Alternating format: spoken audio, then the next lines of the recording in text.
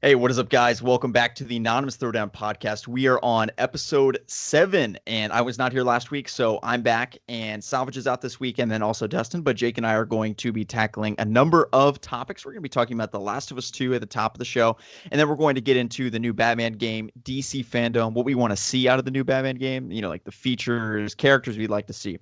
We'll talk about the Suicide Squad game. We'll talk about the rumored Zatanna movie, the DC FanDome event on August 22nd, Ben Affleck potentially returning, Michael Keaton most assuredly returning. So we have all that fun stuff to talk about, and we are going to get towards that towards the end of the show. But first, we're going to talk about The Last of Us 2. Now, I will admit right off the top, I have not played The Last of Us 2 in full.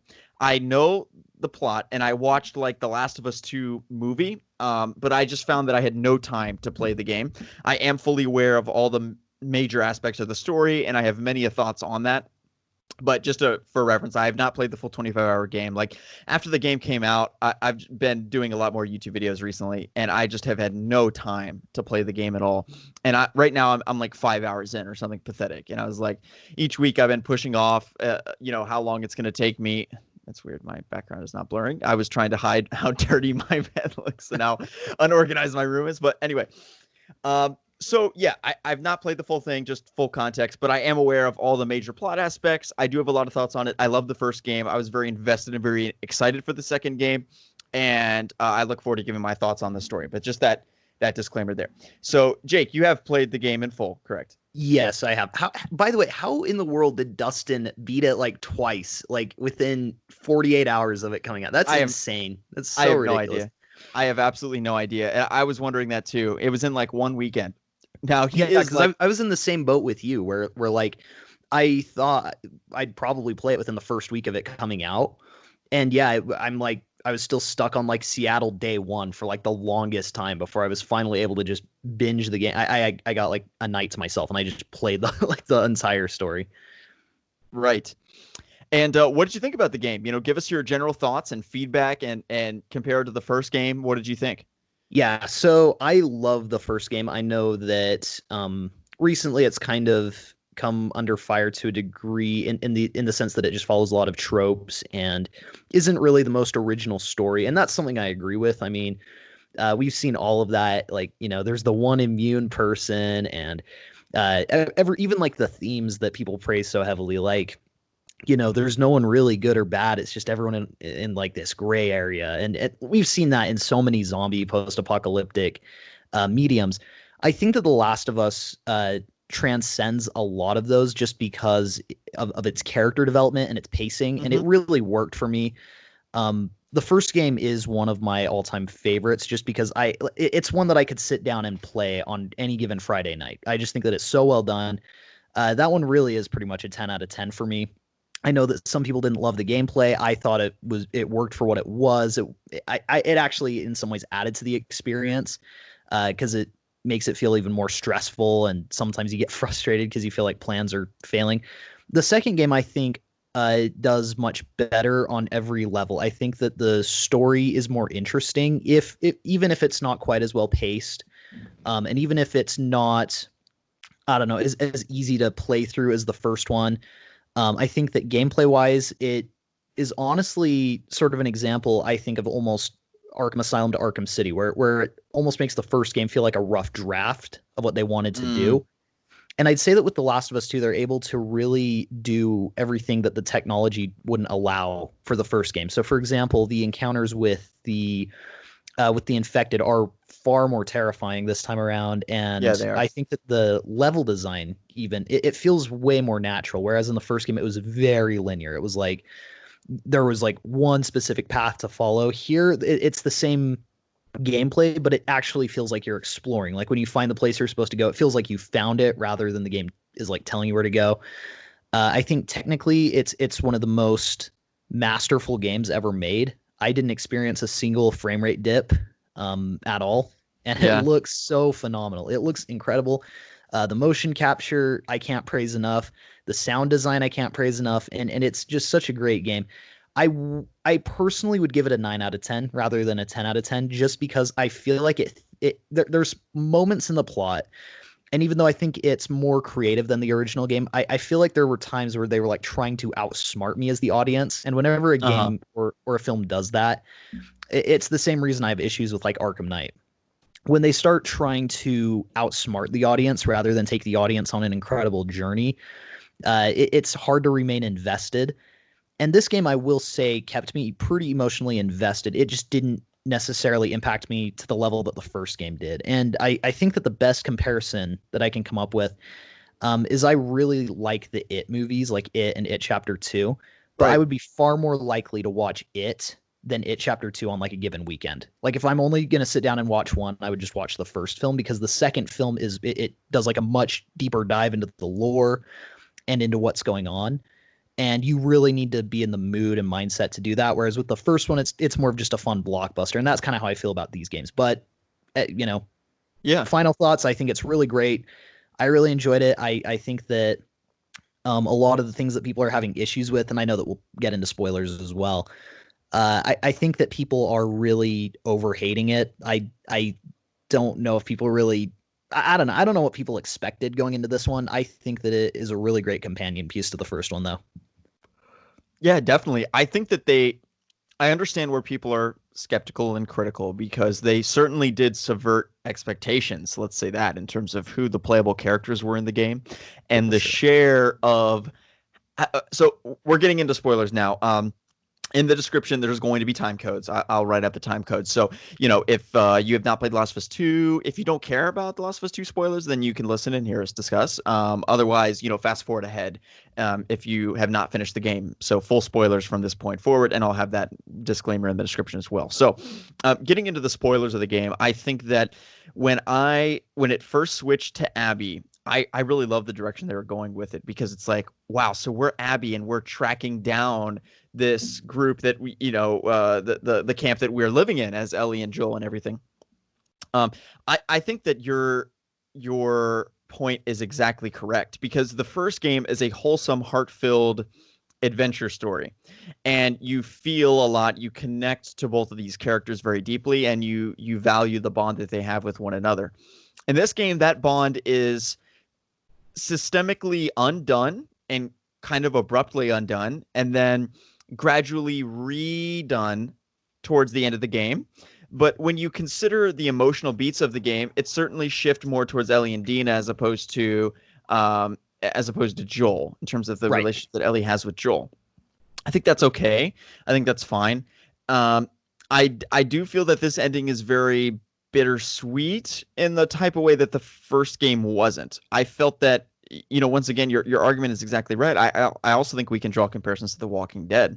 The Walking Dead season 1 and season 2 is a very very heartfelt story of Rick Grimes trying to find his wife and trying to find his son. They're separated, and he's gone through all these things. He had this horrible accident that he's been involved in. He's in a coma in the hospital. He wakes up. It's the middle of the zombie apocalypse. He has no idea what's happening. And it's a journey. The entire first season is just a journey of him to find his wife. And then season 2 is about his relationship with his best friend who hooked up with his wife, which is pretty shitty. And that's really it. I mean, they're on a farm. They're hanging out. They're in an RV. You get to know a lot about the characters, and I think that is a really accurate comparison to The Walking Dead season 1. The Walking Dead season 2 is pretty comparable to The Last of Us 1. It's a similar, not in the sense of the plot. Obviously, the plot will compare much more so to The Walking Dead video game season 1, which is very similar. And I think that you could see comparisons there as well. And I'll keep it to just one comparison. But with The Walking Dead season 1, The Walking Dead season 2, it's a very, very simple story that makes you feel a lot. It's very emotionally impactful. This game is more, I think, less about it's less about the characters, and it's more about what they're trying to say. They're Yeah. making a commentary about society. They're making a commentary about human nature.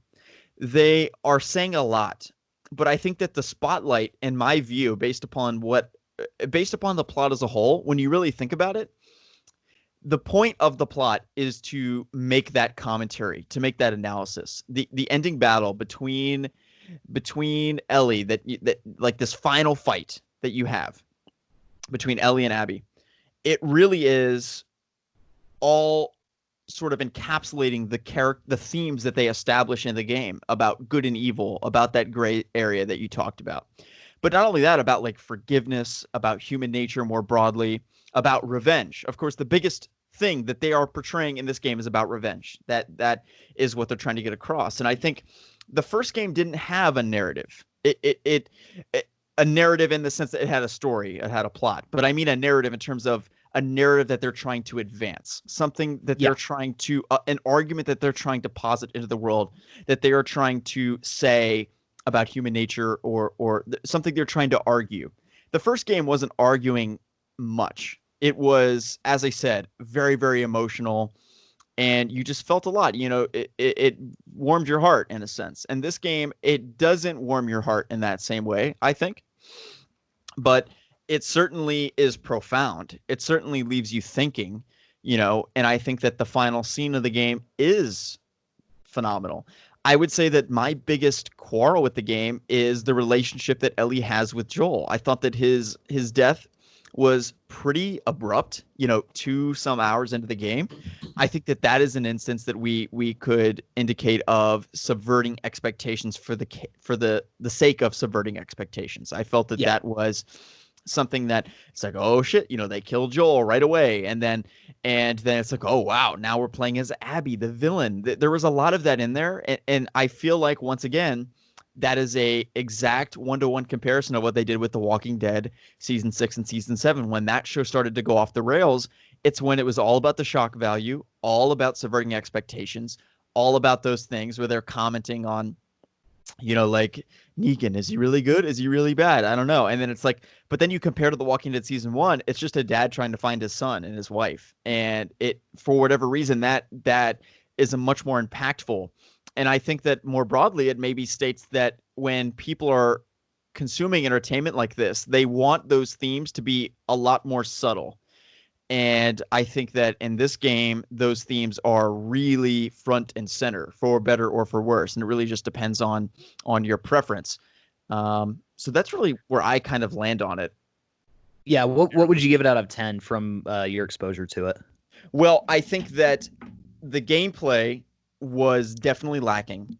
I thought that the first game did not have great gameplay. I quite enjoyed the multiplayer of that game, actually, even though the shooting mechanics are not that good. But there are so many other games that do shooters better than Naughty Dog and this game. This game is purely driven by the story. So I think that the story, based upon the plot itself and knowing what I know about the gameplay, which I assume they introduced more gameplay dynamics. I noticed exactly what you noticed, whereas and think about the Batman Arkham games, where I think at Arkham Asylum, there was a clear direction. If there are like 6 guys to take out, it's like, okay, clearly the game wants you to take this guy out first, and then take out the second guy, and then take out the third guy. And then the fourth guy is positioned next to this thing, this box or this gargoyle, and they're clearly intending for you to take him out in this particular way. In this game, I felt that they would throw you in a large space, and you could go about the room for stealth missions, in particular for stealth combat sections, not mission. You know what I mean? It was much more free flow, I feel. And I thought that was a nice touch. I still feel like that the stealth gameplay was fairly repetitive. And as I said, the shooting aspects with the zombies was not great. In terms of the gameplay, as I said, in the second half where you're fighting humans, I think that was a lot better. From what I've seen, I've not gotten to those portions of the game yet where you are fighting, and shooting at people. But I think that the zombie stuff got pretty repetitive. Even just being 4 or 5 hours in, I got pretty sick of that fairly quickly. It's like, you sneak up behind them, you throw a bottle to distract them.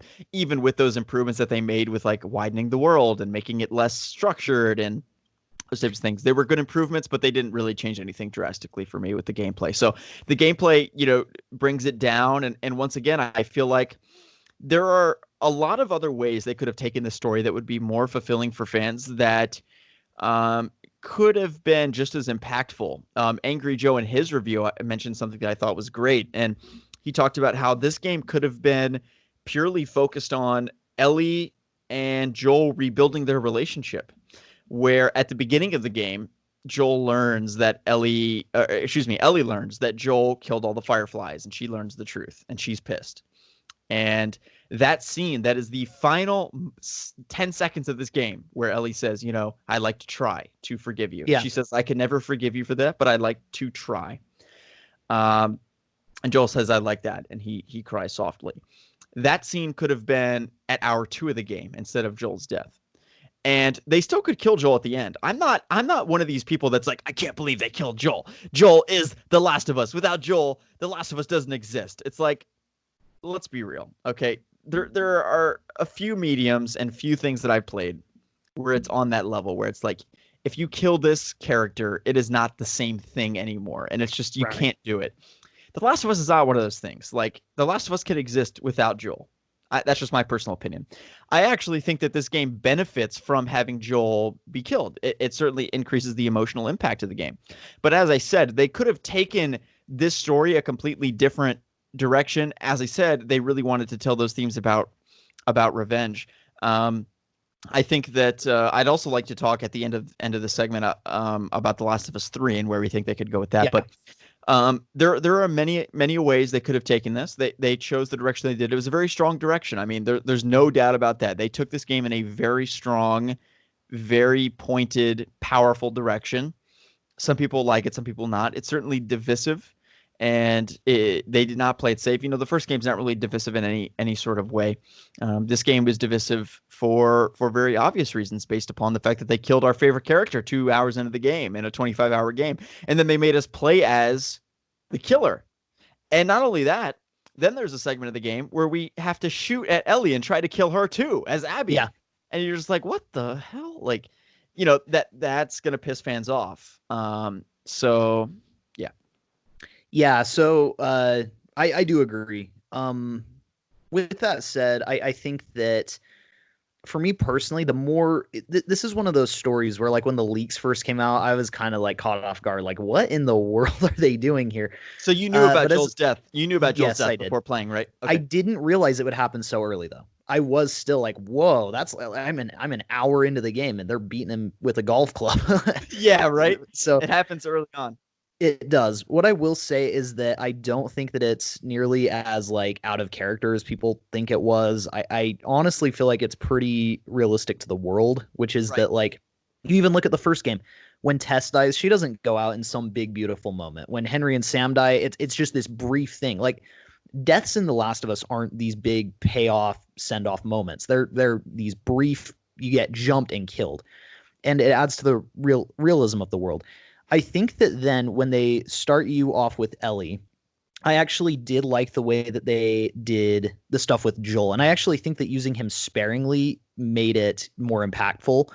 And the moments that you do get to spend with him, like I think that the flashback sequences, honestly, this is going to be controversial, but that's all I needed of him in the game. I really didn't need a whole nother story arc with them. His arc was completed in the first game. The moment that he decided to stay true to that lie that he told Ellie, his arc was finished. And I think that by killing him this early in the game, it caused Ellie to look at their relationship in a much different light. And it actually, I think, strengthens that arc in a large way. And it shows that he didn't get to get out of that situation with no consequences. He made a selfish decision and he ends up losing his life over it. And I think that it's something where, you know, if I was writing the game, I don't know that I would have done service to that plot, because I probably would have had her, like, imagine Joel. And so you'd have, like, Troy Baker hanging out kind of like Joker was in Arkham Knight, like talking to her and hanging out. Or I would have tried to write a plot that really honors him and sends him out in some big, beautiful moment. And I don't think that would have served the world. And I think that the switch off to Abby, I don't know. That's where the pacing kind of fell off for me. I would have preferred if they'd have jumped back and forth a bit more. So, for example, you play as Ellie and then you jump over to Abby for a bit. And I think that actually would have been a strong marketing point for them if they would have marketed Abby as a playable character and not necessarily said she kills Joel, but, you know, market her from a gameplay standpoint. Like, she's stronger and Ellie's faster. And I think if they'd have split the game up a bit more evenly, it would have been better. Because when I started playing as Abby, I was expecting maybe 2-3 hours, but it's like a full 8-9 hours that you're spending with her. And it's still very much Ellie's game, and it's kind of an unprecedented thing to do. Like you never see that in a movie, for example, where, like, like you look at The Dark Knight, for example, and it's not structured in the way where it's like you follow Bruce Wayne for an hour and then you jump over to Joker for an hour and then you cut back to Bruce Wayne at the end. It's like it's very evenly split. So you see what Joker's up to, but you're emotionally still invested in the protagonist. I think that what they were trying to do is very noble, and it's, again, like I said, unprecedented, and they succeeded in a large degree of making me actually care about Abby and seeing her side. And the message that they were trying to push of like violence begets violence until someone finally decides enough is enough and I'm going to stop that cycle. I think it all works really well. It's just something that I think I maybe would have done a little bit differently. I don't know. It's interesting. And once you start really getting into, storytelling, I'm sure that Dustin would say the same thing. Once you've written enough films and stuff, you will never watch a movie again without the idea of like, I would have written it this way though. Like you can still appreciate things, but you'll come out of it with like, I would have done it very differently. And the thing with The Last of Us Part 2 is I think Angry Joe is right. They could have served fans a lot more, but I spent a lot of time thinking about how I would write another Joel and Ellie story. And I honestly can't find any plot thread that would span a good 25 hours and remain interesting the whole time through. The flashbacks with Ellie learning what's going on and deciding to forgive him, I feel like if you stretch that out much longer, then it becomes pandering. So I don't know. It's one where I think the game is very well executed. I do understand where the frustration comes from, but I also think that people are misinterpreting the intent of it. They're not killing Joel then sweeping him under the rug. They're killing him so that they can explore the relationship from a different angle. And like people got so angry the way he goes out. I'm like, that's literally the point. You're supposed to be angry when he dies. And so it's something where they've executed it very well. I understand where people are getting upset. But then like you see how people are treating Laura Bailey now, and it's ridiculous. And so it's kind of an interesting thing where the whole message of their game. We should explain what happened with that. Laura Bailey is the voice actress of Abby in the game, and she received many death threats that people saying like, oh, for like killing Joel, I'm gonna like kill your son. Yeah. There were several death threats in it. One was a death threat towards her son, I think, or her daughter. Yeah, her child, yeah. And for the crime of playing a character that is written by other people for killing another virtual character. And they're fictional. That's the thing. And fictional, and it almost right. The thing that's funny is that the people doing this are actually kind of proving the point of the game. And it's just so ironic in a huge sense. And I don't know. Explain that. How are they proving the point of the game? Yeah. So the themes in the game that you'll find is that, kind of like I said, like violence begets violence. Like it's interesting because people are so attached to Ellie, but then they get so pissed off that Abby killed Joel, and then you start asking them, well, why are you angry that she did that? Well, it wasn't that she did it; it was the way she did it. Okay, well, the way that she did it, Ellie does just as bad things. I mean, you see Nora, like she freaking beats her with a pipe to death until she gives her information. And it's like, and that's after she's exposed her to the cordyceps, so she's like turning into an infected and being beaten to death with a pipe. I'm like, that's pretty brutal of Ellie to do. So how is it any different? And it's like, well, it's not the way that Abby did it. It's that Joel trusted her. And it's that their arguments can be so easily dismantled. Like the writing in this game is really solid. Even if it doesn't go in the direction you want, structurally, it's a very sound story. And I actually thought that they did a great job. Like, for example, one part that I thought was really well done is when Ellie and Jesse are looking for Tommy, and Ellie's like, yeah, I don't really care about revenge. I just want to make sure Tommy's safe, and then we'll go back. And then they're faced with the actual choice. So it's easy to say, but then they're faced with that actual decision of like, you can go get this boat and go find Abby, or you just heard that Tommy's over here. And Jesse's like, well, we got to go get Tommy. And then Ellie decides, no, I'm going to go get Abby. And so she kind of goes back on what she said, and you see kind of that decline in kindness in her, and that push more toward her emotional decision rather than a logical decision. And what we're seeing with a lot of these people who are like sending death threats, they're looking at this from a very emotional standpoint. They became very emotionally attached to Joel, even though he's a villain. I mean, at the end of the first game, he rids the only chance of a cure for this entire world that has been destroyed. So he's a villain. but people were emotionally attached to him. And they're totally fine with everything that Ellie does, which is brutal and horrific, but they're not okay with Abby doing it. And then they're acting upon it in real life. And they feel that they have been wronged by the writers. And so they are like, I don't think any of them, most of them are like incels sitting behind a screen, but they're very vocal. They're very much vocalizing desire for revenge. Right. Well, I also think that one of the themes of the game is that perspective is key, right? Like, Yep. if you have the perspective of Joel and Ellie, which we do, then Joel is a hero. He saved this character that we have a lot of attachment to. And from Abby's perspective, he's obviously a villain. From the entire world's perspective, he's a villain. But it's interesting because before this game, I didn't even consider that. I never viewed Joel as a villain until this game gave me that perspective to recognize that he is. And I knew, like, well, he kind of whatever. But then it's like, wow, put yourself in Abby's shoes, and your dad is working to cure the world of this illness, create a new start for the entire, not even illness, outbreak, pandemic, world-ending plague, whatever you want to call it. And it was right there. And then someone comes and kills your dad, who is going to be responsible for finding that cure, and kills him for pretty much no reason besides the fact that he would be lonely if she were dead. And that he basically had this revived, calling to live because of Ellie, and just fell in love with her as a fatherly figure, and now has all this attachment to her, and basically can't imagine being without her again, because he would have no point to live and probably would be, like suicidal or something.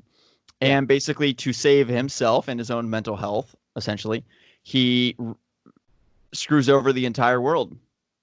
And that's really what it is. And the power of the game and the story, and I think that the interesting thing about this game is that I think that it does, say what you will about it, it enhances the first game in a way that I agree. most 100%. Most games do not retroactively enhance their previous installments. Like, I don't think that you look at Black Ops 2 and you're like, wow, Black Ops 1 is such a better game after playing Black Ops 2, But with this game, it really adds that context that you're not even considering, because, as I kind of alluded to earlier on, in the first game, you're only really thinking about this emotional connection that you have between Joel and Ellie. You're thinking about surviving. You're thinking about these things, and it certainly crosses your mind at the end of the game.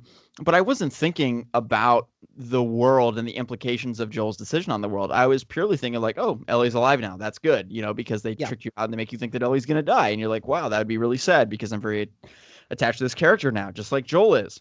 So you're in that POV. And it's so interesting. The doctor, I didn't even remember that Joel killed the doctor in a way. Like, I did. I knew that he's like a faceless thug. It would be like if in the thug. Arkham games, it would be like if the Arkham Knight took off his mask and it was like some thug that you'd beaten up in the previous game. It's like, I don't even remember you. Like, who are you? But you've wronged them in some way. You're exactly right. Of course you have. I mean, and then you put yourself in that POV, and then it perpetuates that cycle of revenge, which they're showing. And I think that for me, what really pissed me off is when Abby bit her 2 fingers off. Yeah. And then she still stops. And one of the arguments I heard for why that is like, well, she came all this way and she killed all of these people.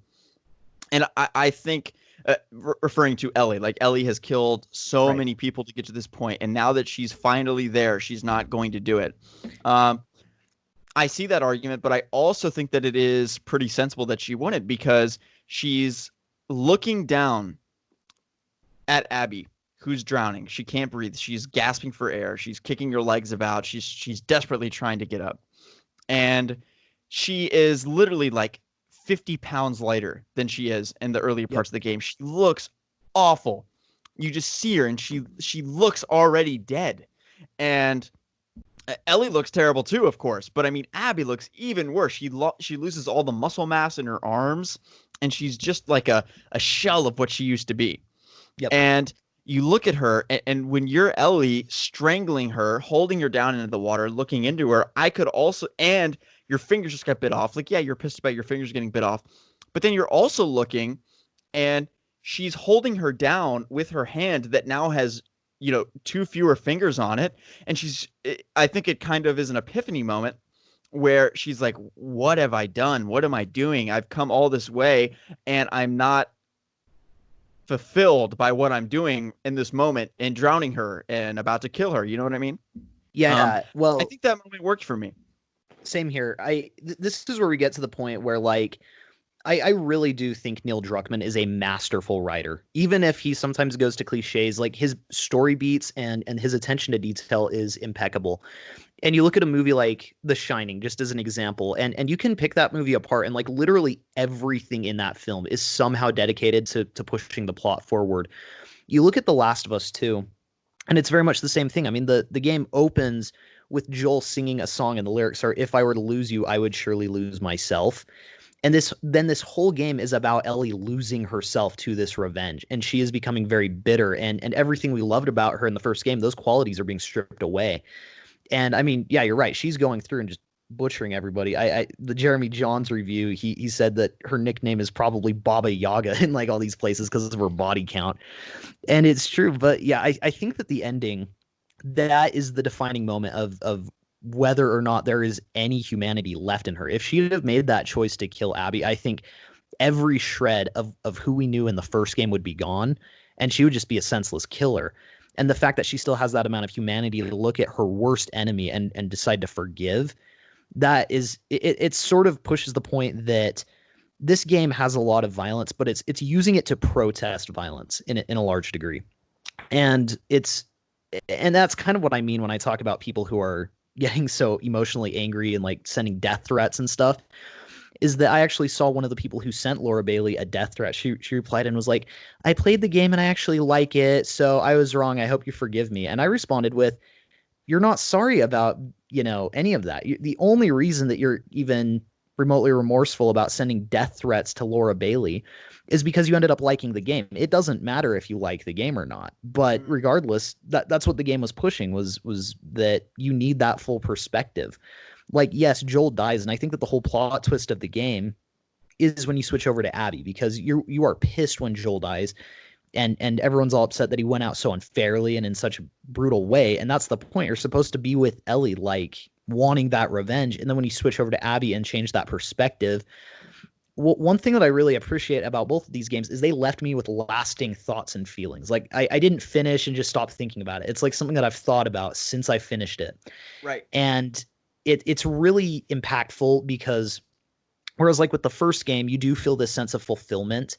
This game, it almost leaves you feeling really hollow and almost like really empty to a large degree. And it like there's very few games that can do that actually will, like, to a degree, make me reevaluate my own life and like how I'm living. Like even Red Dead Redemption 2, there's like a big chunk of that game where you know that your character is dying of tuberculosis. And it makes like that for this really hollow experience where you start to consider, what is all the violence in this game for anyway?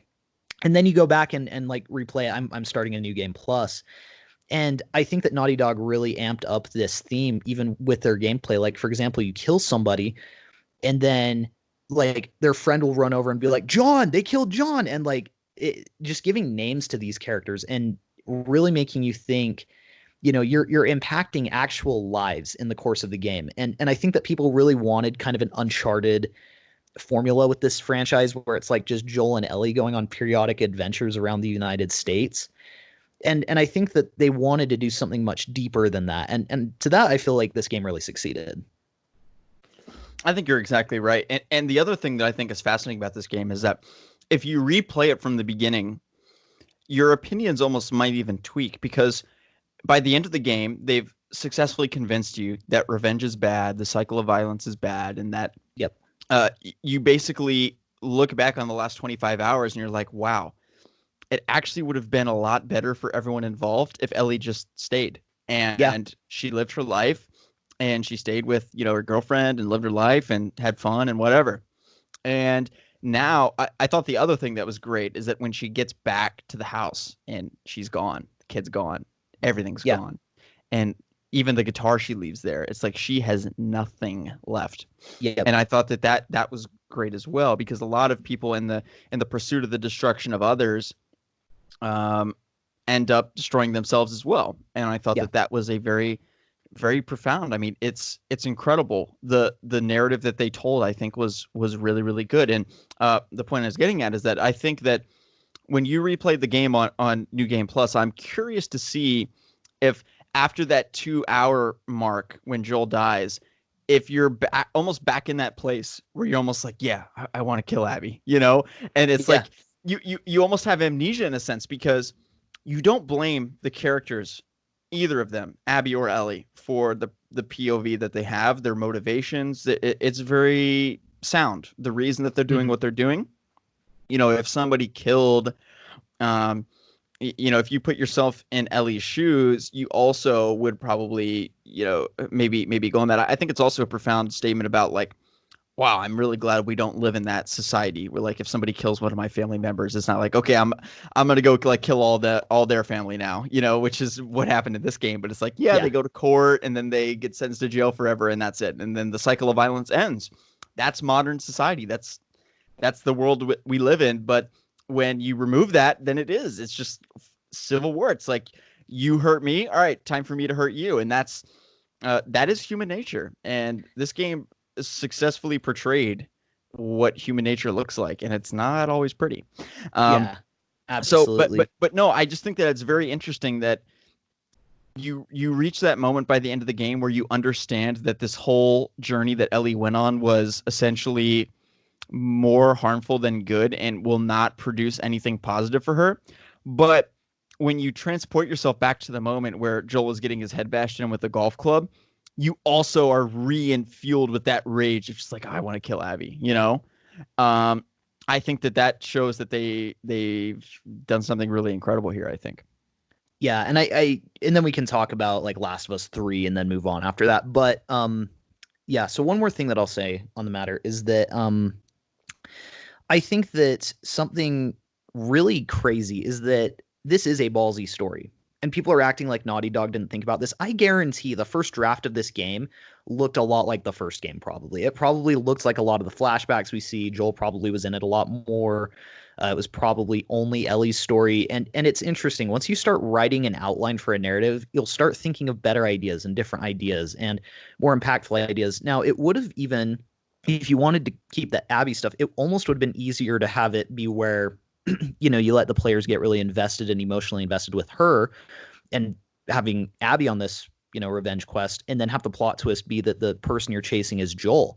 That could have been a crazy twist, you know, where like That you're would be. going against, yeah, imagine like you're going up against this dude and like you're hearing about how much he's wronged you and you get really close to Abby and her friends and then you open the door and finally meet Joel and it's like it's him. He's the guy who you have to kill. That would have been cool. But it's tricky because then you start thinking about Ellie gameplay and then people would be like, well, why is Ellie on her own? And then it would kind of ruin that reveal to a huge degree. So I don't know exactly how you do that. But I think that where Naughty Dog really succeeds is they didn't just say we want to make a zombie apocalypse game.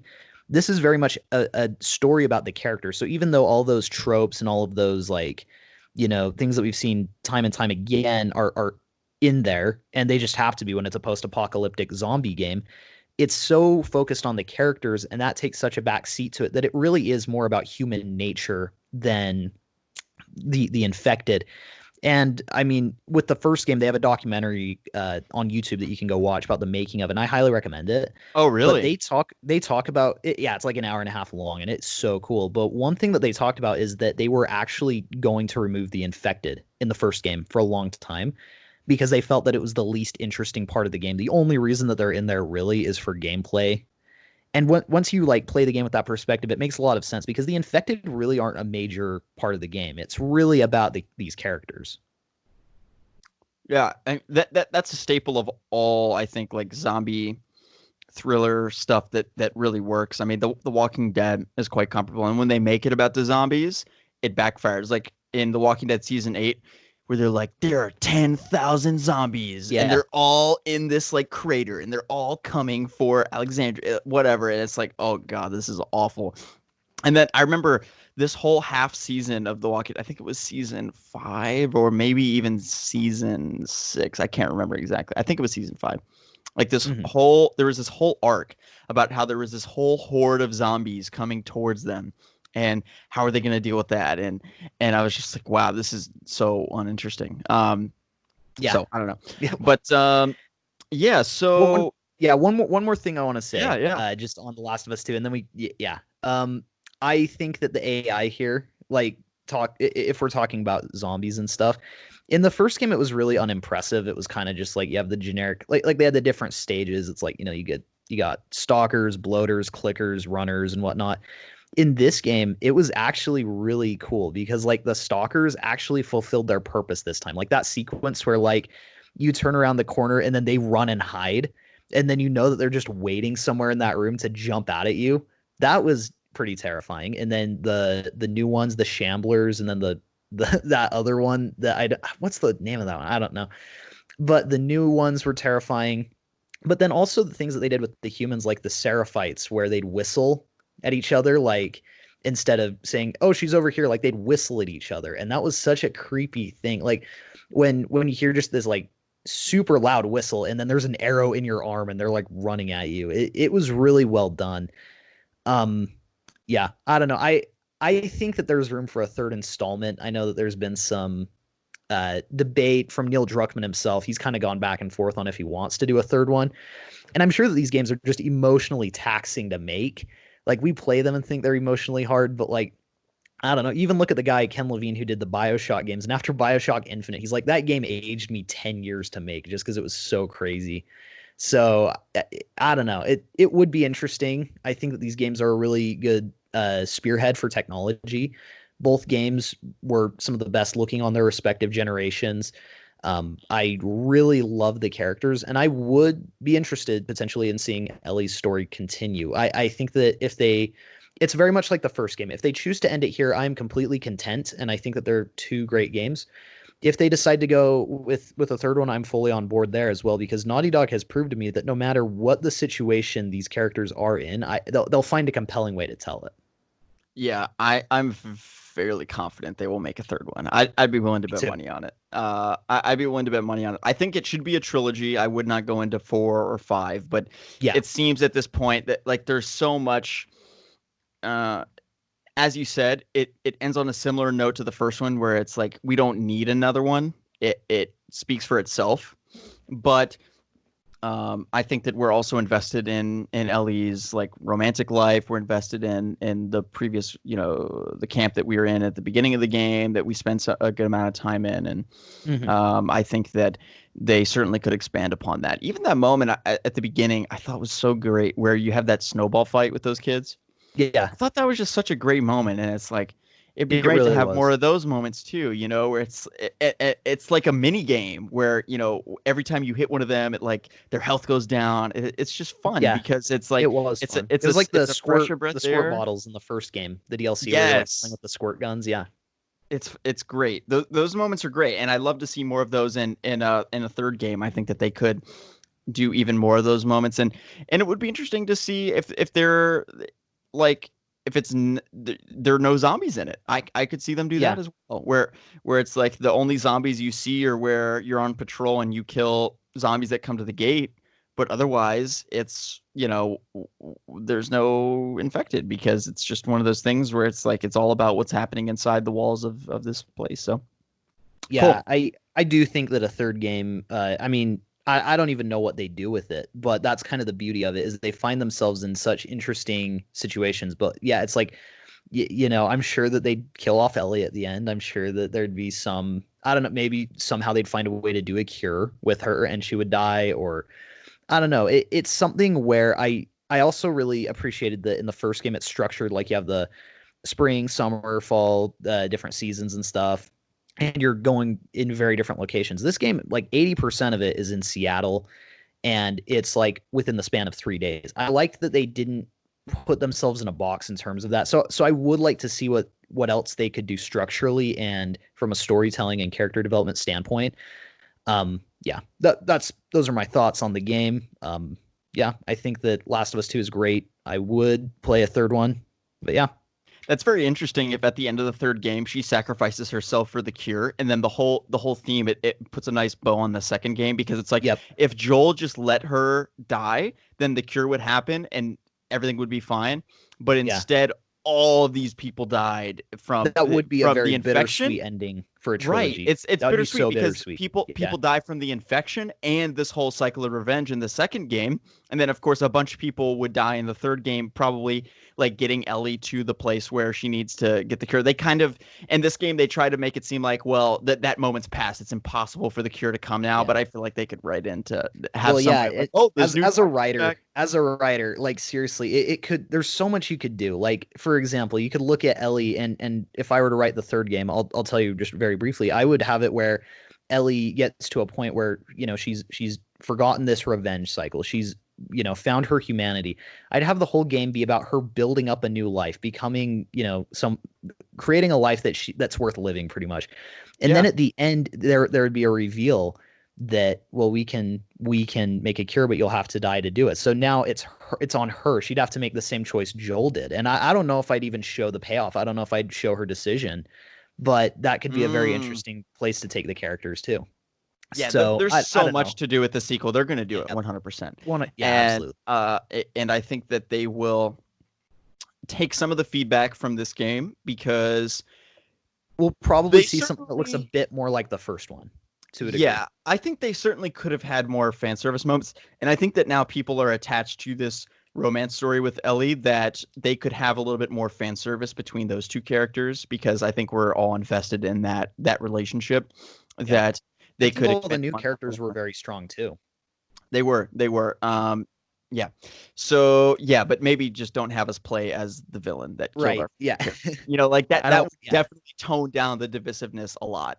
Yep. All right, cool. So we're making pretty good time. We have 3 more seconds. We're gonna spend about 10 to 15 minutes on all three of these. So Yep. first, this is gonna be fun. Let's talk about what we want to see from the new Batman game. So this is, to be fair, we are not saying what will happen. We're not saying this is what they're doing. This is leaks. This is rumors about Yeah. what side. This is like, if we could get whatever game we want from W Montreal on the Batman game, or whatever features we want from Rocksteady Suicide Squad game, what characters would we have? What would the map look like? What would the gameplay look like? I will start very briefly. Let's talk about the new Batman game. So for the new Batman game being developed by WB Games Montreal, I think that one of the biggest things they need to do is expand the map, because looking back on it, for whatever reason, I was very excited about the size of the Arkham Knight map. But then you replay the game and you're like, okay, you can actually traverse this map in about 90 seconds by Yeah. flight, or by Batmobile. So the world is not very big, unless you're doing a glitch to glitch out of the map and fly over to Arkham Asylum or Arkham City. The map is quite contained and quite limited. So I think that they really need to work on that. They need to borrow from Grand Theft Auto of, what does a real city feel like? A city that feels lived in. I've seen a lot of people say, well, it's not that important to me that we have civilians in the game. I could not disagree more, Yep. because we need to actually feel like, what is it like to be in Gotham? What is it like to live in this world? We've not gotten an authentic Gotham in any of these games yet. And for, Arkham City, they wrote an explanation and the story Paul Dini Mhm. did as to why that's okay and why we can be okay with that. But in this game, I think there's no excuse. And looking Or at Arkham Origins Knight, either. yeah, or Origins, it really was a little disappointing looking back on the map of Arkham Knight, and really, it's not very impressive. Graphically, it's impressive, because the map looks great. And the other thing about Rocksteady that they do so well is with, like, even the DLC. You'll see these 10, 15-minute DLCs in Arkham Knight, and the level design, the intricacies of like how everything looks, how the map and the world looks, is phenomenal. Even that Robin DLC with like the way the courthouse looks is so good. Yeah. Even though the DLC is terrible, but it still looks great. You know what I mean? Yeah. And the way the colors work, and just all that. So I think that they need to apply that philosophy to the world and think like, all right, if Gotham is a city, what does it look like? Where are the apartments? Where do people live? Where do people like walk? Where are the restaurants? That's a good point. And like in Go back Arkham and City, look at I Arkham fully Knight. The believed. map is I empty. fully believed it was in like abandoned portion of the city. Like it looks like at one point someone could have lived there. Arkham Knight, I have no idea like how just the layout was so bizarre. I have no idea how anybody could live there. Yeah, it's like here's a shipping yard, here's this like random hospital. But when you look around, it's like there are no houses. There's no like where do people live? Where do people work? Where is Yeah. like where's the grocery store? You know what I mean? It Hmm. doesn't make any sense. And when you look at a game like Grand Theft Auto, you might think like, well, it's really, it's immersion breaking to have a grocery store. It's immersion breaking to have like a CVS. But it's like it's not convincing when you're driving around this world and then you look into the skyline all around you in the Arkham Knight map. You see all of these other skyscrapers. You see this world that potentially could be inhabitable. And then you look to these three islands and you just think, once again, I mean, this doesn't even feel like a real city. It feels like whatever, it's contrived and that type of thing. So Yep. that's my main thing there. Another point I'll make is with playable characters, I really think that we need to have more of a control over Robin, being able to play as Robin, being able to play as Batgirl. I would like to see Barbara Gordon be Batgirl as opposed to Oracle. So I'd like to have Alfred on the intercom in this game, and then Barbara Gordon be playable. I also think it would be ideal to be able to switch between those characters, kind of like we saw with The Last of Us 2, where it's like, okay, we're playing as Yeah. Batman for a couple hours. It's like, oh, Batgirl's all the way over here. She's dealing with this other thing that Batman and Robin can't get to for whatever reason, and she's all alone. Or like Batgirl is, 50 miles away in Arkham Asylum, and she's stuck there alone, and it's like this own thing. It's an aside from the main plot that's going on, and then they reconvene later, that type of thing. So it'd be very interesting to see that. I would like to see more in terms of the story. My main thing with this game, and I'm kind of boiling these things down to like one thing. So like with the map, it needs to be larger, and it needs to be um, it needs to be more convincing of like a real city, like a Grand Theft Auto type of map. In terms of the playable characters, we need to have more integration and solo gameplay of like you're just playing as Batgirl, you're just playing as Robin. So in that way, it is a Gotham Knights game as opposed to a Batman game, which I think would be incredible to see. That's what I want to see there the uh, in terms of the gameplay. I think that I would like to see multiple usable vehicles. So as I said, if the world is much larger, we can have the Batwing in addition to the Batmobile, and the Batmobile and the Batbike essentially function the same way. We should have that too. So I would be in favor of having all three of those vehicles. That's the main thing I'd like to see improve the gameplay. Arkham Knight, if I'm being honest, Arkham Knight has like perfect gameplay. The Yeah, it gameplay in does. Arkham Knight is so good. And when you're free roaming and you're like doing the Batmobile assisted takedowns, when you're doing those combos, they have so many different combos. And when your meter's full, the combo animation is different. You can take out a bunch of different dudes. I mean, it's smooth, it's free flowing, it feels great, the animations look great. Of course, they're going to tweak and add new gadgets, new abilities. I'm in favor of adding more gadgets. Spider-Man PS4 had more gadgets than Arkham Knight, so I'm in favor of adding 5-10 extra gadgets. That's totally fine with me. But I think that the combat and gameplay is already perfect. The main way I'd improve the gameplay is by making the map larger. You also increase traversal, the need for traversal, and that would incorporate certainly the Batwing, and the Batmobile and the Batbike. So that's the main thing I would do there. Playable characters, touched on that. The main thing that I think is the most important, I'll end on this for the story as the final category to touch on. With the story, I really need to see more character moments between the characters and more civilian moments with the characters, like Barbara Gordon. She's a librarian, and like those types of scenes, or Barbara Gordon hanging out with Jim Gordon. That certainly amplifies, like when Jim Gordon or Barbara Gordon gets kidnapped, you feel for them more if you have those scenes. And I would really borrow quite closely from what Spider-Man PS4 did, Insomniac, in 2017. I thought that was 2018. I thought that was very well done, where you got to hang out with Feast with Aunt May, and you got to hang out with Miles, and just walk around New York City with Miles. I would certainly have scenes like that, and really being able to hang out as Barbara Gordon with Jim Gordon, being able to hang out even as Bruce and Robin, and hang out in the Batcave and have like scripted CGI scenes, motion cap scenes. So we got a little bit of that in Origins, very little of that in Night.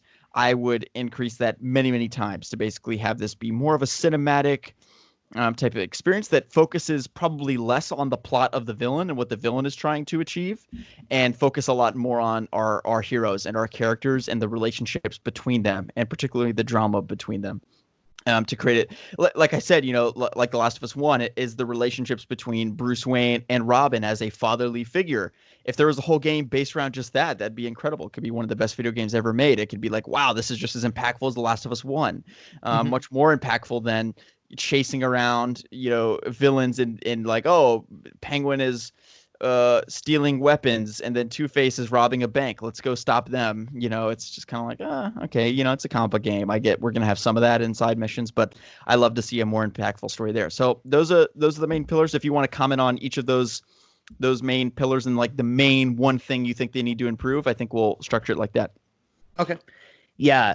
So yeah, I'll start with gameplay as well. I think Yeah. that gameplay, for me, I agree with everything that you said. One thing that I would like them to do a huge overhaul of is stealth. I think that it worked really well in Asylum, and Yes. with each game, it's gotten progressively worse because each game gets a little bit bigger. And that stealth system, you can only improve it so much. I would love to make stealth really difficult.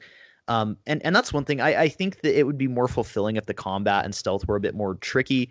And another thing, and this goes for the story and side content as well, but one thing that I noticed is like Arkham City, I think is a perfect game for its time. For 2011, it was a perfect Batman game.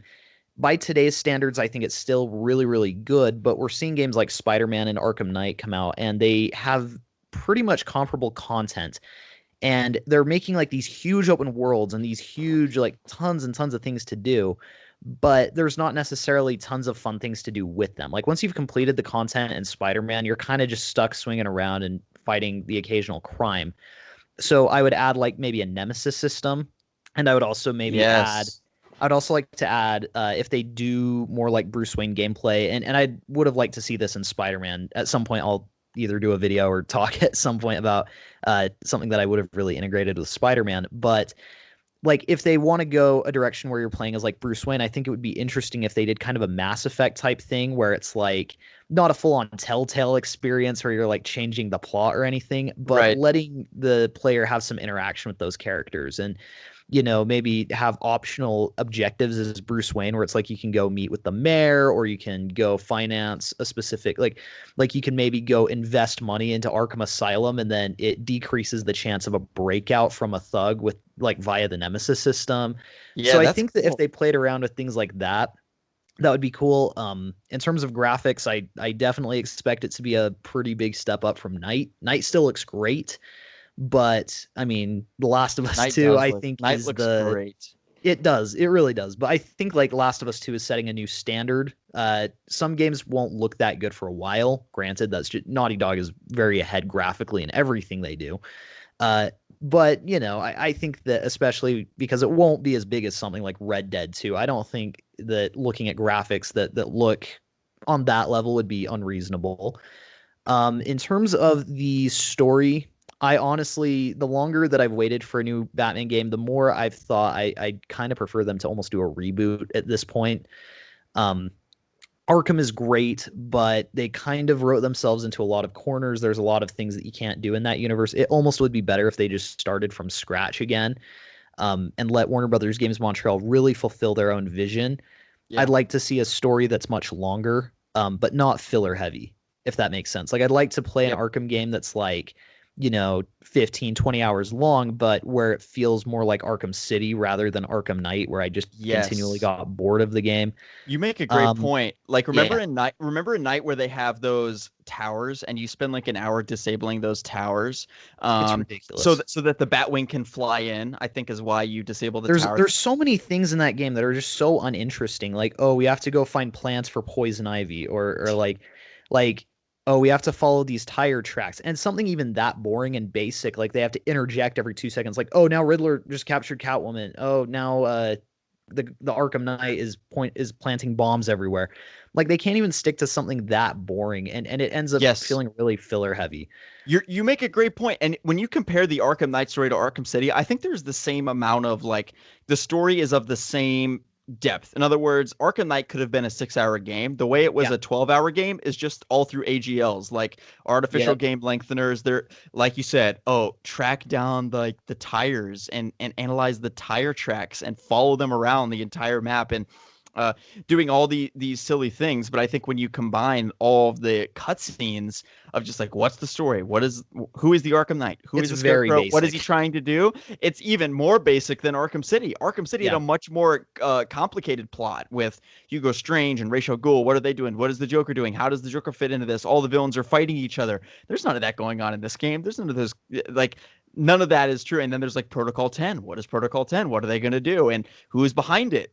And there's so many plot intricacies to that game. And this game, it's almost like the plot is it does a lot less in double the amount of time, and so I think you make a great point there about the length of the game being more, but it all being warranted by actually having more meat to the story.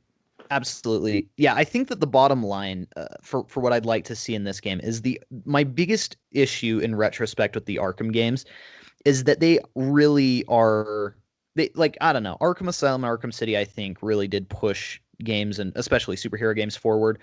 Arkham Origins was just a copy and paste of City pretty much, and Arkham Knight almost felt that one to me. I don't know. It's kind of hard because it wasn't outdated at the time, but I will say that it feels like that one has aged way more poorly than the other ones did for me. And I think that the reasoning for that is that really, like, you look at it and the game is very limited. It's like, okay, you have your campaign and you have your set side missions and that's it. And then you look at a game, and again, this isn't a fair comparison, but a game like Red Dead Redemption 2, because the new Batman game is not going to be that scale. It's not. They don't have a development team that big. They haven't been working on this iteration of the game that long. But the thing that I like about that game is you can play with that open world for like 20 hours before you start to feel a little bit fatigued. And that's not even talking about story content. Like, you can go around and, you can just do fun little things in the world. You can go like play card games and gamble, or you can go and collect bounties. You can go hunt animals. There's so many different things you can do. And I would love for superhero games to start looking at that and like, okay, what's some fun Bruce Wayne gameplay that we could do? Like, Right. What can we make characters like, who could we have Bruce Wayne interact with that would be interesting? And, like, also with a nemesis system, like I would love a Batman game where I really feel like I can go out and just choose what I want to do as that character. And if they added some more layers of gameplay, like I mentioned this in a previous podcast, like you put on like a heavier bat suit and you move slightly slower, or you put Right. on a lighter one and you move slightly faster. And then you can really think like Batman, like you'll learn of situations beforehand. Like you'll get a briefing on like, okay, you have to go fight Bane. And then you have to like prepare as the player to fight Bane, and maybe you can go do some investigation work to figure out what his strengths and weaknesses are and then prey upon that. And I don't know, we're getting to the point where that's very possible, and I don't think it would be that difficult to implement features like that, but it would go a really long way in terms of replayability and lasting appeal. So that's kind of what I'd push for this game, because I think the Arkham games are great, and I don't think that they should throw out everything that the Arkham games did. But I would love to see a huge evolution in, combat, in gameplay, in just variety Yes. of traversal content, creating automated side mission systems so that you can have Yes. different side missions pop up, so that you can kind of have that Mass Effect choice system as Bruce Wayne. Yeah, I think that there's so much that they Right. could do. Well, and not even side missions. It's also just what happens in the open world. I think Yep. back to Arkham City, the extent of random things that can happen in the world is like somebody gets mugged, and this guy is like getting robbed, like some news reporter or some random person, and you swoop in, you save them, and then that's it. In Batman Arkham Knight, there are police chases where these cop cars are chasing around other cars, and you can go in and stop the police chase and basically take the guy out. Yeah. And it's the same thing. There will be guys walking around that you can beat up, just randomly walking on the street. You can just swoop down and beat those guys up. Spider-Man PS4, there are these outposts, and you can stop people on outposts where those outposts, you can go in and break them up. Same thing with Arkham Knight. Looking at these superhero games, the open world is fairly limited and fairly undeveloped. Yeah. I think they spend a lot of time on the main story. They spend a lot of time on the gameplay, perfecting the gameplay. But compared to a game like Grand Theft Auto 5, where Yep. anything can happen. Like you'll just be walking on the street and some random dude will just want to fight you. And it's like for no reason. It just happens. And that type of thing. Like, how can you apply that same idea of random things where you're free roaming in the open world and so many random things happen, unpredictable things that make it fun? And how many hours can that last? And if Yeah. they do the open world, if they do it well, it'll be more than just like, oh, these guys are walking around, you can beat those guys up even after you beat the game. And it'll be more than like, oh, you can help with the police chase. It'll be more advanced, kind of like what you're saying, where there'll be so many different elements that you can control, and there are so many different things that you can encounter, literally like hundreds and hundreds of situations where you're not hearing the same lines over and over again, where it's like, it's the freaking bat, and it's like Yeah. the same thing every time you beat up those guys. It's like Yeah. every situation's different. They say different things to you, and they approach you in a different way. Some of them like run away, and some of them pull out guns. And just so many different things that they can do. And I get really excited thinking about Batgirl and Robin being implemented more in this game and seeing more of them. It's always the Arkham series is very Batman and Joker centric. It's all about the relationship and the duality of those two characters. That's what all four games fundamentally are about at their core. And I'm very interested to see if they can evolve that to be more about Bruce's relationship with his allies as opposed to his relationship with the Joker, because they explored that so well, especially in City. I've seen that and I feel comfortable with what they did with that. And I think they couldn't even top it if they tried. So Yeah. I hope they avoid the Joker and they actually, of course, we still want the Court of Owls. Like, we want that great plot and that great exchange with our villains. And Batman is known for his rogues gallery. It's his biggest strength. It's why he's as popular and famous as he is as a character. But I also feel like if they shift that direction more towards a Last of Us 1 type direction where it's all about our bond with our allies, it can be even stronger. So cool deal. All right, let's talk now about Suicide Squad. Talking about those same like 4 or 5 key aspects. What do we want to see with the gameplay? What do we want to see with the playable characters? What do we want to see with that? Yeah. I'll kick this off as well. So in terms of gameplay for the Suicide Squad game, I would love to see really diverse, sort of built out player sets for all of the characters. So for instance, Deadshot must play entirely differently to Harley Quinn. Otherwise the game just doesn't work. If it's like they're more or less the same and they have 1 or 2 different abilities, but they basically all shoot guns and they all this and that, that wouldn't really work. But it has to be like the layer of character ability that we have with Batman has to be applied to all 6 of the Suicide Squad members. And they all have to have special abilities and unique gameplay aspects. So I think that we need to see that. That's just a necessity. I won't even, talk about that for that long, because it's just a given that has to happen. Yeah.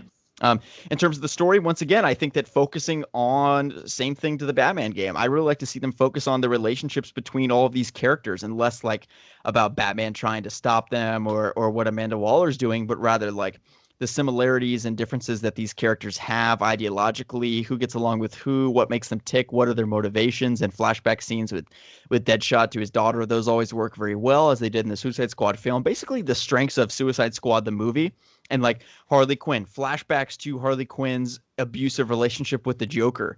Those are very strong. We didn't get enough of that in Suicide Squad. That's why the movie doesn't work. If they gave us flashbacks to how their relationship actually worked beyond like they jumped in a vat of acid together, if it's more like, wow, Joker would actually beat the shit out of Harley.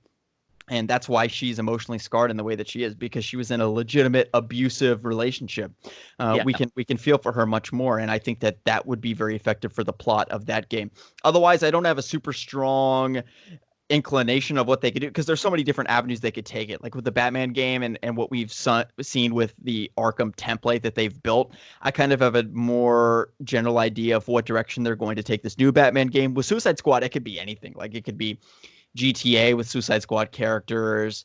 It could be a structured linear story. It could be more of an open world MMO type of thing. It could be a structured narrative. I mean, there's so many different directions they could take it. I don't want to comment on that too much, because I don't even know what direction they generally want to take it in. But in terms of what I want to see, I would like to see more of a well fleshed out movie type of story. with cutscenes as opposed to like an MMORPG games as a service model type of thing. Although, I'm interested to see what Rocksteady does with it. So I commented on the gameplay, commented what I want to see in terms of playable characters. I think in terms of the sort of story of the game, it, as I said, really depends, and it's tough to say based upon what we know so far about the game. But I think there's a lot of different directions they could take that in. I am very trepidatious about the games as a service thing. That's very intimidating to me. So I'm a little concerned about that. But Rocksteady, I have a lot of faith in Rocksteady. They're great at what they do. They're a phenomenal development studio, and I think that they're going to do a great job with the game. Ye- Go ahead. Okay. Yeah. So I agree with all that. I think that this game, I don't want to comment too much on it just because I don't know. But what I will say is this is honestly one where, like with Batman, I talked very much about opening the game and pushing evolution. With Suicide Squad, I'd honestly be okay if it was like far more linear. And I think it's just because of the characters and what they could do. I think that what they should really focus on, like you said, is giving each character an individual play style. But on top of that, I think that what they should really focus on is integrating a system in which you kind of control the entire squad during combat. So think about it this way. Imagine you get to That like would be dual play cool. as Harley Quinn and Deathstroke, but then there are special buttons where like you can call in a sniper shot from Deadshot, or you can call in Killer Croc with like a brute charge or something. So it's like you're Yo, that's controlling cool. these, yeah, like so you're controlling these two main characters, but then it's like, you level up, and instead of doing like the execution, like, or combo takedown or whatever, instead of that, it's like you maybe have a character who isn't as good as melee kind of standing off to the side like Killer Frost, and so then you press square plus triangle when you hit that combo meter, and it's like she's able to freeze them quick or something. So it's like there could be ways that they could integrate just these really fun missions. And that's the other thing that I'll say is, like, if you're going to do a story with Deadshot and Harley Quinn, make it fun. Like, I don't think it needs to be as dark as the Batman game, or like as important as, or like super impactful. Like, obviously I want development with these characters and some form of emotional value to it, but I think that this one, they have a lot more freedom to just be fun. If they do have an open world, it doesn't need to be massive unless they are going in a more GTA route, which I don't necessarily see Rocksteady doing. Uh, I don't know. I think that there could be a lot of potential here, and I think that it could do great work in expanding this universe, because it's rumored to take place in the same universe as the new Batman game, which would make sense. And I think Yes, they could that's really, amazing. yeah. Well, and if they're going to do a big, like, kind of do what the MCU did, but with games, I think that is genius, because Marvel isn't doing that. Avengers is not in the same world as Spider-Man. And I think that it would be one thing that their games could really one up with Marvel. And it could, honestly, Suicide Squad could be a great prototype Justice League game. They could test out some of these dual Yes. play mechanics, and they could also introduce these Justice League members, and or at least like a slew of villains that are of different rogues galleries. So, like, for example, we could see some Flash villains and some, I don't know. It could be an interesting way to start expanding this world without them jumping, too ahead of themselves. Exactly. There's so many opportunities with this game, coming to think about that, especially with being in the Batman Arkham universe. That's going to be one of the strongest appeals for this game. Like, we're already going to have this Harley that we know, this Joker that we know, assuming that he's alive. We don't know the timeline of when it'll take place. That'll be interesting to see on August 22nd Mhm. when we get the trailer of just like, what is the setting? Is it a prequel? I think there's so many lost opportunities in the Batman Arkham universe that can still be explored. For instance, let's say that Arkham Knight never happened and they could take it back. They could have a plot where Harley Quinn, after the events of Batman Arkham City, actually more than Arkham Knight not happening, let's say that Harley Quinn's Revenge, the DLC, never happened. We could have a plot where Harley is so pissed and hates the Batman so much for killing the Joker that she assembles the Suicide Squad herself. And she is like reaching out to like Deadshot, and she's offering all this money to assemble the Suicide Squad. So instead of Amanda Waller assembling the Suicide Squad, she's getting the squad together to kill Batman. And they're all coming together to, which basically was the promise of the plot of Batman Arkham Knight, is that all the villains are coming together to take out Yeah. Batman, which was bullshit. That's not exact. That's not at all what happened. And with Arkham Origins, of course, it was a free for all where they all were fighting to get the money, and they actually wanted the others to fail, and they were fighting each other so that they could be the ones to kill Batman to get the $50 million. In this case, Harley could be offering and trying to find all of Batman's villains to assemble together, like Killer Croc and Deadshot and others, to assemble the Suicide Squad to kill Batman, and that could be the plot of the game. And you're actually fighting against Batman, Arkhamverse Batman, Kevin Conroy Batman, as behalf of Harley Quinn. And then, of course, there are flashback scenes to her relationship with the Joker, as I mentioned, incorporating how she was abused in her relationship with the Joker, why she is conflicted about him and has this intense love for him, and why she feels that way, which ultimately could date back to her childhood. She did not have a great childhood. She didn't get a lot of attention as a kid, and that led her into abusive relationships. That's quite common. So they could explore so many things with that. Unfortunately, that opportunity in specific was kind of squandered. But going on to what you're saying, yes, the gameplay, that's a fantastic idea. I didn't even think about that. But well, and that's Rocksteady's strong suit. It is, and being able to have, like you're playing as Harley Quinn, like having Bud and Lou attack when you get a combo where they the hyenas take out the guy or whatever, and like you said, you pick for certain missions, you pick who like lays back, and Deadshot is like laying back and he's sniping, and whenever you get a combo, you can have it's almost like the Batmobile takedown where it's like Deadshot just takes out guys and whatever. I think Rocksteady will really shine in this because it kind of felt like with Arkham Knight they really wanted to go to more lethal territory. I mean, you're driving a tank for so I think that's the direction they want to go. And their first game was a shooter game. Their very first game was a shooter. That's their origins, is making shooter games. So I think that the direction that they went, especially with Arkham Knight, I really think that letting them let loose and just kind of have an Arkham-ish game, but let it be a lot more lethal and kind of just let them do what they want to do. I think that will really be I think it's a really great opportunity. I'm also very hesitant with the games as a service thing. I don't know what they're going to do with that. I'm just hoping that it's not too bad. But ultimately, it could just be the multiplayer. Like if we have a linear single player, like a 10-15 hour campaign that's solid, and then there's a games as a service multiplayer, kind of like what we're seeing in GTA, let's say. Yeah. If it's like GTA 5, I'm totally fine with games as a service, and I would even pay for that multiplayer I would pay for extra skins or whatever people pay for GTA 5. Like I'm fine with that. I just don't want I don't want like Avengers Project, Exactly. But even on that note, I'd be okay if the game is not like super open world, if like they give you a multiplayer where you get to create your own criminal in Gotham City or whatever, and then they do give you some kind of free roam area there. That would be cool as well. I think that there's just there's so many possibilities for this game. I do have complete faith in Rocksteady. And in regards to what they're doing with Arkham, that's something that I'm most interested to see with both of these games, because there are reports that it's going to be like a full-on reboot. There's reports that it's kind of going to be a soft reboot where it just won't really acknowledge the previous events. There's some where it's like it'll kind of retain a lot of the ideas, but it doesn't really view them as canon anymore. So that's one of the things I'm most interested to see. Well, I hope W Montreal starts with their new trilogy. They start with Batman a couple years into his career. Actually, let's start in his prime. I'd start when Batman's 25, 26, which is when he's fostering Robin and Batgirl to be elite members of the Bat family, but they're not there yet. They're past the point of basic training, but they're still like in the field, and they're still very young. And for instance, they could do so much of that. Like if Batgirl dies, and that Batman feels intense remorse for that, and so there's a lot of things they could do there. In terms of Suicide Squad, I think that you're exactly right. And thinking about this, and it's honestly made me excited for the game, because I really was kind of thinking this could be a huge step back for Rocksteady. They're going from making Batman games to Suicide Squad, and it sounds like a step back on face value. But then you think at the possibility they have with an open world, and the possibilities they have with exploring these new characters that get less attention, and with Batman, you're in a box. You can only do so much with Batman. There are all these preconceptions about who the character is, what he does, his villains, how they act.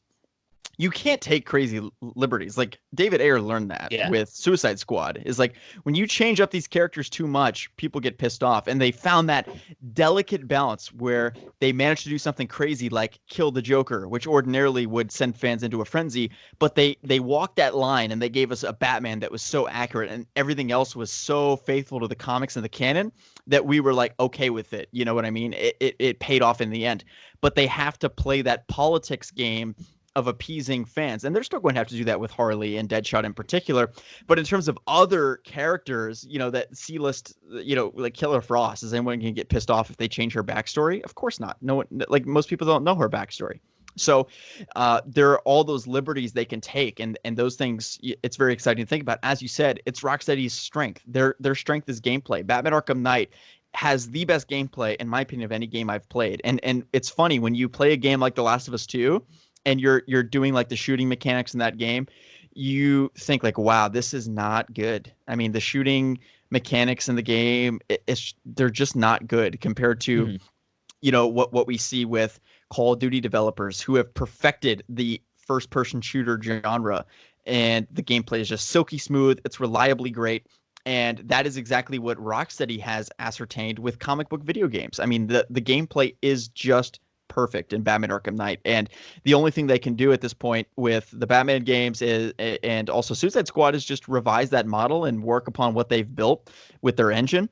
And I'm super excited to see what they do with it. There's a ton of directions they could take it in. And as I said, I think both of us agree, the main thing we want to see is a well fleshed out story with fantastic voice acting and cutscenes and all that fun stuff, and make sure that it's not like a DC Universe Online or like an Avengers project where it's like, this is a legit story, and it also has those great open world moments.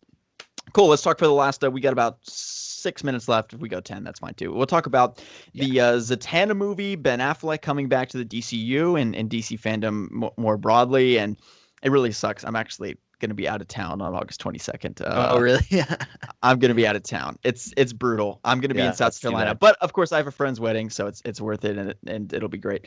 But you'll be like listening to their vows and also watching like reveal trailers at the same time. I know. And I wonder how that's going to work. Like, how am I going to experience the, DC FanDome when I'm not online that day? We'll see. So I'll just ask you what happened, and I'll make commentary about it. But so this Zatanna movie, I hadn't heard about this. I wrote this down in our show notes. Like, what's going on with that? There's a potential Zatanna movie? Yeah, so there's been some rumors and leaks and whatnot, and one of the biggest rumors that has persisted among a lot of different individuals is that there is actually going to be a Zatanna film announced. And I think this is an interesting direction, and there are some people who I think are understandably upset. And this is one thing that I will say about the DC films. I personally think that they have gotten very strong with allowing directors to have creative freedom. And what this means is that we get a movie like Shazam. Not everyone loves Shazam. Some people think it's kind of boring or whatever. But then, I mean, within a year or so, we're also getting Joker, which is a completely different on the other end of the spectrum. And so I love that DC is doing something that Marvel isn't doing, which is allowing each character to really go full on with what the director has in mind for them. Yeah, but I understand the frustration that like we're getting these weird like C-list films, and yet Warner Brothers just came out and said that they're not comfortable doing another Superman movie. And so I kind of understand the frustration. I'm on board with a Zatanna film, I guess. It's definitely not highest on my priority. I don't know. It will also be interesting because there's a ton of films in production. I mean, even more than we're going to see here. I mean, there's like a Nightwing and a Batgirl film that have been in development hell for years. And I guarantee we're still not going to see them here. They might make some comments on them, or they might say that they're canceled, but I don't think we're going to see like a trailer for them. I am excited for, I think the Snyder Cut will be cool. I know that a lot of people think that it's going to essentially push Warner Brothers to bring back Zack Snyder to spearhead the DC universe. I don't see that happening just because the movies weren't as successful as they are now when he was spearheading it. And the Snyder Cut is really kind of just being done to promote HBO Max. It's not even really because of the Snyder Cut movement. They just know that there's a built-in fan base for it. I think best case scenario is that if it's successful, we'll see the Ayer cut for Suicide Squad. But other than that, I think we could potentially see a very brief teaser trailer for The Batman with Rob Pattinson. We could see, I don't know, some announcements for like Aquaman 2. I'm sure that we'll see something for Wonder Woman 84. And the Suicide Squad from James Gunn. And most notably, I think that The Flash will be a big talking point there for multiple reasons. You can give your thoughts on some of the stuff coming up, and then we could maybe briefly talk about the Batmen that could potentially be coming into the DCEU.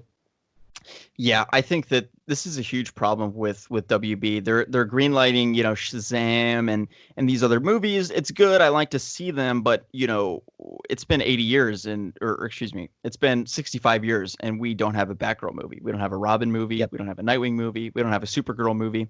So there's like that upper echelon of Justice League characters where it's like, the top 5 or 6, Batman, Superman, Wonder Woman. Okay, they've covered that. But then what is that second tier? The second tier, as you mentioned, is not Zatanna. It's not It could be Shazam, arguably, but it's definitely not Zatanna. It's like Robin, Batgirl, Nightwing, and basically all of it, and a Joker movie. That's another example of something that would be in that B tier. So they sometimes do it, and then other times they have these weird priorities, like making 2 Suicide Squad movies in 4 years. And as I said, we still don't have these other characters that we haven't even. Okay, let's put it this way: we haven't even seen, unless you count the 2 Schumacher films, and maybe that's what turned them off from doing the Bat Family because those films did so poorly. We have not yet seen like a solid interpretation of Batgirl. We really haven't. We've gotten one film and it was the worst one that kind of explored the Bat Family. We've had 2 films with Robin out of like the 20 Batman films that there are. Yeah. So I definitely agree with that. And it really is weird, some of their priorities. Yeah, their emphasis, it's just weird. I don't know why. And then they'll greenlight the movie. They announce it publicly. It's not just leaks. They're literally like, we're making a Batgirl movie. And then it's like 4 years late. They announced that in 2016, I think, or 2017. Yeah. And then it's just, you look back 3-4 years later and nothing. I mean, I don't even know if it still exists. Nobody does. So yeah, their priorities are very wonky about that. I'm certainly excited to see if they have some announcements. That would be crazy if they announced like Nightwing coming out February 2022, or like, they could do some stuff like that, and that would be amazing. So I really hope they do that. I think what they should do in terms of films is really just give us a slate. Let us know if certain things have been canceled. Yeah, I don't know. This is really their time to come clean, because I think that after Zack Snyder, because that era, it simply wasn't very successful for them. BVS didn't break $1 billion. Justice League was a flop. And I don't think it's fair to attribute all of that to Zack Snyder, but he was certainly a part of it. I don't think that his interpretation of these characters resonated with audiences. And so then after that, I mean, since then, they've kind of just been throwing everything at the wall and seeing what sticks. And to be fair, a lot of it actually has. I think that they sort of thought that they'd find their vision, and instead they're finding visions. I mean, they have an audience for Aquaman. They have an audience for Birds of Prey. They have an audience of... They just have so many different directions it's going in now. And it seems like this Flashpoint film, I'm sure they'll talk about it here, but the Flashpoint movie, I think they're really going to establish that this is a multiverse rather than a universe. Now, I'm not a huge fan of multiverses in any medium. I don't care if it's comics, films, whatever. Multiverses sometimes work. It worked in the Injustice universe for me, but it gets to the point sometimes where you can write yourself out of literally any corner. It's like you kill off a character and then you want to bring them back. Oh, just open up the multiverse and bring them back from Earth 65 or whatever. Yes. I don't know. I think that it will be interesting to see if they are going to continue doing what they're doing now, where they give each director complete freedom to do whatever they want, or if they're really going to try to push a very regulated and very structured cinematic universe like the MCU, and if the Flash movie will kick that off. Now, what's weird about the Flash movie being the one that's going to kick it off is it's being written by the Birds of Prey screenwriter, I believe, and it's being directed by the guy who directed It. Now, like I said earlier when we were talking about The Last of Us 2, I like the It movies. I do not think they are the best in terms of narrative. I think that the characters really work. I think that I don't know, they're really funny, so I enjoy them. But from a narrative standpoint, there are a lot of plot holes in that thing. And when we're talking about a movie that's going to bring in Michael Keaton, they're going to cross over to the Burton universe and bring Keaton in to replace Ben Affleck. And by the way, everyone like, oh yeah, Ben Affleck's coming back. I'm like, no, they're bringing in Keaton to replace him. That's the sole purpose that they're even going to bring him back. Right. But when you're doing a film that's going to open up a multiverse for DC, bring in Burton's Batman, I don't know why they're going to have Andy Muschietti do it, because he's a good director, but he's not on the level of someone like Chris Nolan or even Snyder to to the visual standpoint. Well, that's a great point, because if you task Snyder with facilitating that world and how that happens, like how does Flashpoint happen? What character, like Snyder would be able to tell you like this, of just like, well, this is going to happen and this is who we Yep. want to come in. This is how it's going to happen. This is why we want it to happen. You might disagree with everything that he says and you might still think he's a hack, but He he's has a vision. Yeah. exactly. He has a vision. And if you put Nolan or someone like that, well, Nolan wouldn't be passionate. He wouldn't give a shit. He But wouldn't. let's Yeah. but let's say that in an alternate world, Chris Nolan is like a gigantic DC fan and he just loves this stuff. And he's basically combining Zack Snyder's passion for DC Comics, which I think is not as strong as people think it is, but putting that aside. Okay, the perception about Zack Snyder is that he loves DC Comics and knows everything about DC Comics. So let's assume that's true. And if you combine that with Chris Nolan, like somebody like a Chris Nolan or a Steven Spielberg or even a George Lucas, that level of vision, it's the same thing. If you put George Lucas in charge of this thing, he would say like, okay, well, this is what we're going to do. This is how we're going to do it. This is what it's going to look like 5 years from now. And George Lucas and Zack Snyder and Chris Nolan or Steven Spielberg or even J.J. Abrams are the type, and that's why when you think about a J.J. Abrams coming on, which they've rumored and might happen, that actually could work out for the DC, because as you're saying, like Andy Muschietti, he's viewing at this as his next gig after it. I think that's does he have is he like structuring the future of the DCU? And then if no one's in charge of structuring it, then when you set up Flashpoint, everyone has to honor what happened in Flashpoint, because even though you're setting up this multiverse, you still have to reference back to what happened, and everyone has to be on the same page about, okay, what are the rules for this world? How does this work? What happened to Ben Affleck's Batman? What are the rules of engagement here?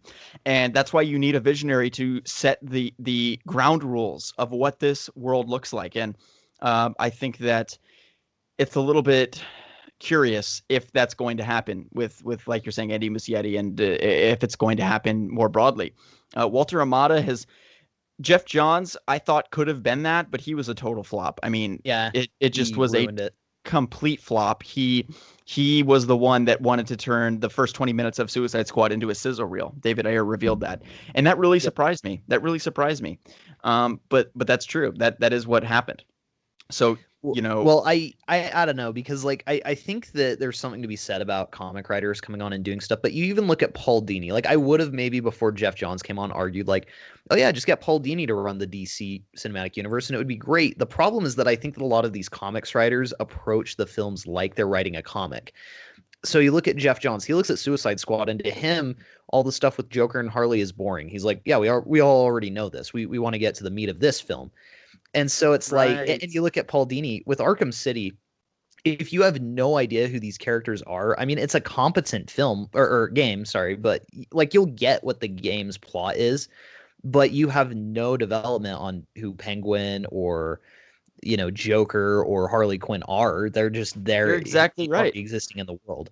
So I think that what Kevin Feige did so well with the MCU, and I'm not the biggest MCU fan, but I will admit that they've done something that no one else has done, which is create a very competent, very structurally sound universe. And I think that what he did so well was he looked at, okay, how are we going to develop each character to be likable?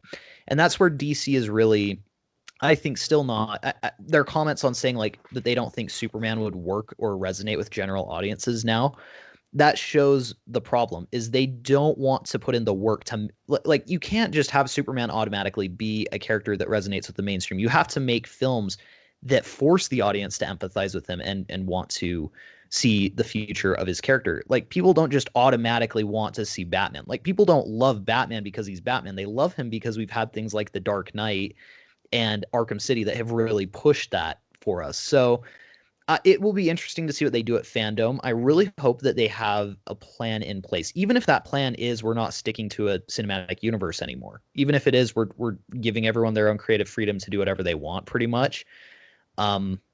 If they are in fact bringing back Keaton, which it sounds like they're doing, I'm 100% invested in that.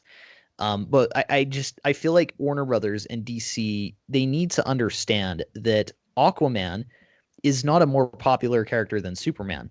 Aquaman did better as a film because it simply, I don't know, I think that it just resonated with people more than Man of Steel did. and Yeah, it's I a think very you're exactly individualized right. thing.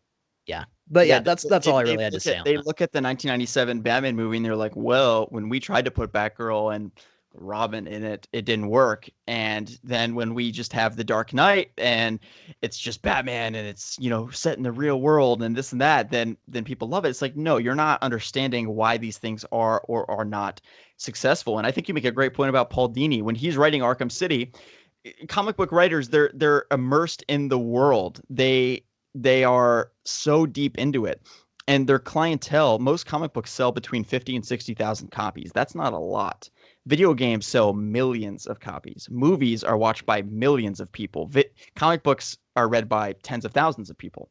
So they're read by the most hardcore fans that already know a lot about these characters. They already know what's going on. And you make a great point. Like, there's no explanation of who the League of Shadows is in Batman Arkham City. They just show Yeah, up, and it's like, this is Ra's al Ghul. This is what the Penguin does. This is what Two-Face does. And you're like, wait, what? Like, you don't get any backstory of yeah, who they are. And it's the same kind of thing where all those scenes of Joker and Harley, their backstory, I think Jeff Johns is like, well, we'll just cut this out. It's in the comic books. Like, everyone knows yep, the story of Harley and Joker. And it's like, no, this is the most interesting part of the movie. And you just cut it out. And to put more emphasis on what was his name? El Diablo, I think the yeah. guy's name, like this He's the D-list most character. well-developed character in the whole He is DCE, the pretty much. most It's well-developed character in the movie. They're like, this was his family. We get like flashback scenes to them like barbecuing together, and like he accidentally burned down his own house and this and yeah, that. It's like, where's this backstory for Harley Quinn? We don't even get a flashback of her like in college as a gymnast. Or we don't yeah. even get flashbacks. We get a 5-second flashback of her walking in to talk to the Joker, and then we don't see their conversation. It's not a scene. Yeah, and They're then like a behind the bullet reel. list pops up on the screen of everything that she's done, but it only stays on the screen for about 2 seconds, so you can't even read it. It's like, It's abysmal, dude. So I think you're exactly right. We'll end on that before we go on yeah, too long. But yeah, I had a lot of fun talking today. Thank you for joining, and I hope you guys enjoyed the show. If you did, be sure to give it a thumbs up and subscribe to the channel. Be sure to turn on notifications for the channel so you never miss a episode. And we go live every single Sunday. Thank you guys so much for watching, and we'll see you guys in the next video. Peace out.